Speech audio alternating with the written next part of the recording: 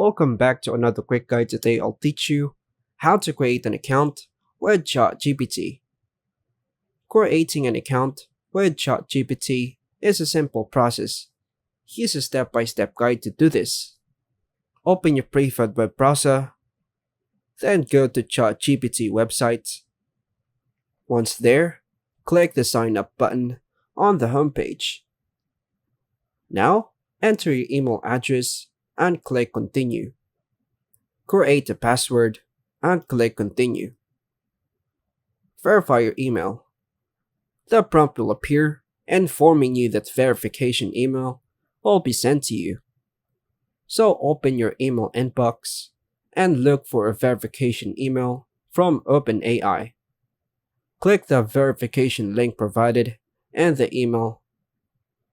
Once verified, return to the ChatGPT website, then reload it by clicking Reload. Now, provide your name, birthday, and agree to the terms of service.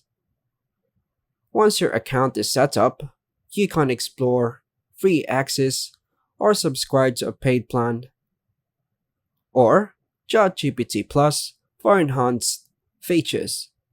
And that's all for now, folks. Thanks for watching.